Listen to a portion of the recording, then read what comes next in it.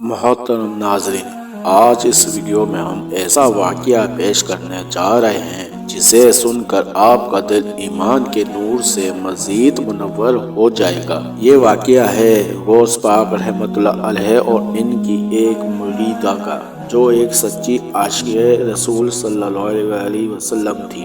اس واقعے کو مکمل سمجھنے کے لیے ویڈیو کو پوری دیکھیے گا۔ ویڈیو پسند آنے پہ لائک شیئر زیادہ سے زیادہ کریں اور چینل سبسکرائب ضرور کریے گا، شکریہ۔ بغداد کی خاتون بیٹی کے ساتھ ایک گھر میں رہتی تھی۔ اسے ایک دن صدا لگانے والے کی آواز آئی کہ آج خلیفہ بغداد کے یہاں محفل میلاد ہو رہی ہے۔ اس کے دل میں اشتیاق پیدا ہوا کہ مجھے بھی نبی کریم صلی اللہ علیہ وآلہ وسلم کی محفل میں جانے کا شرف حاصل کرنا چاہیے۔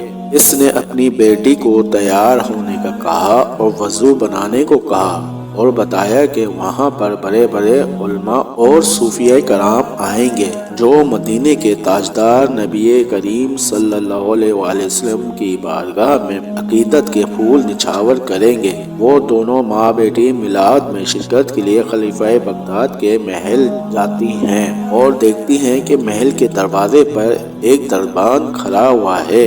وہ سوال کرتا ہے تمہارے پاس اس محفل کا دعوت نامہ ہے؟ انہوں نے کہا نہیں، ہمارے پاس دعوت نامہ نہیں ہے۔ تو دربان نے کہا پھر تم کیوں آئی ہو؟ چلی جاؤ یہاں سے۔ اس خاتون نے کہا ہم نے صدا سنی تھی کہ آج یہاں محفل میلاد ہے اور دعوت عام ہے، ہم بس حضور کریم صلی اللہ علیہ وسلم سے بے پناہ محبت کرتے ہیں، اسی لیے ہم ماں بیٹی محفل میں شرکت کے لیے آئے ہیں۔ دربان نے کہا نہیں، یہ عام لوگوں کے لیے نہیں ہے، یہ تو خاص لوگوں کی محفل ہے، یہاں پر بڑے بڑے حکمران اور بادشاہ کے قریبی لوگ آئیں گے۔ محفل میلاد کی دعوت پر ہر ایک کے لیے نہیں ہے، اگر دعوت نامہ نہیں ہے تو واپس لوٹ جاؤ۔ یہ بات سن کر ماں بیٹی بہت افسردہ ہو گئیں۔ راستے میں بیٹی کہتی ہے ہم غریبوں کا کوئی پرسان حال نہیں ہے، ہم غریب ہیں، ہم نبی کریم صلی اللہ علیہ وآلہ وسلم سے بے انتہا محبت کرتے ہیں، ہمیں میلاد میں جانے سے روکا جا رہا ہے۔ ماں بولی کہ بیٹا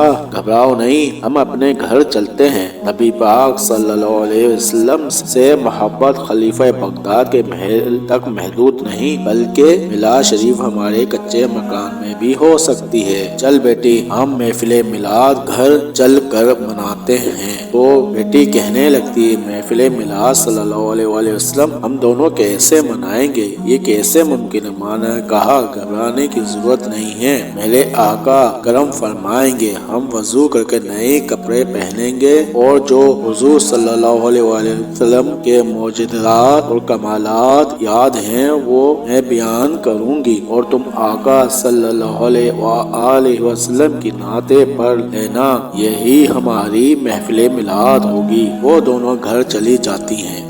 ماں بیٹی رو رو کر آپ صلی اللہ علیہ وسلم کے معجزات اور زندگی حالات بیان کرتی ہیں اور دونوں کی آنکھوں سے آنسوؤں کی بارش جاری ہوتی ہے۔ ماں کہتی ہے آقا صلی اللہ علیہ وسلم کی آمد پر یہ دنیا سج گئی تھی اور ہر جگہ نور ہی نور تھا، روشنی ہی روشنی تھی۔ اس طرح پوری رات گزر گئی، وہ اشعار پڑھتی رہی، بیٹی سنتی رہی۔ سحری کا وقت ہوا تو ماں نے کہا مجھے تازہ وضو کرنا ہے اور روزہ بھی رکھنا ہے، میرے لیے ایک کوزہ پانی کا بھر کر لے آؤ۔ بیٹی جیسے ہی باہر قدم رکھتی ہے تو اس کی چیخیں نکل جاتی ہے اور وہ بھاگ کر گھر کے اندر چلی جاتی ہے۔ ماں کہتی ہے تجھے کس چیز نے ڈرایا، کیوں اتنی پریشان ہے؟ بیٹی نے کہا کہ دیکھو باہر کون آیا ہے، ایک سفید پوش بزرگ آئے ہیں، نورانی چہرہ ہے، نورانی چہرے والے بزرگ ہیں، ماں آؤ باہر دیکھو۔ ماں نے کہا بیٹی کون آیا ہے؟ ہم غریبوں کے مکان میں بھلا کون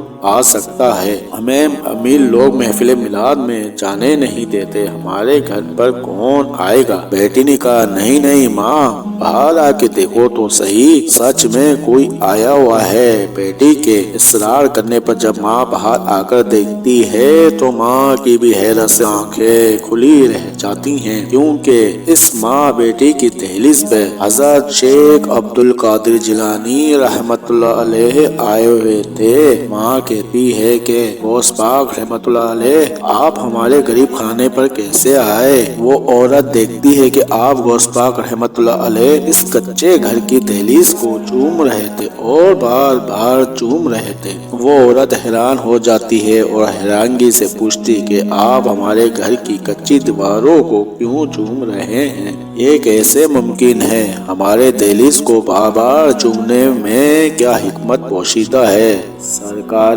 غوث اعظم رحمت اللہ علیہ فرماتے ہیں، میں تمہاری دہلیز کو نہیں چوم رہا، میں تمہاری چوکھٹ کو نہیں چوم رہا۔ دیکھتی نہیں بھی ابھی یہاں پر مدینے والے تاجدار تشریف لائے تھے، کونین کے والی آئے تھے، ان کے قدموں کے نشانوں کو چومنے کے لیے عبد القادر جیلانی خود آیا ہے کہ محمد سے وفا تو نے تو ہم تیرے ہیں، یہ جہاں چیز ہے کیا لوح و قلم تیرے ہیں۔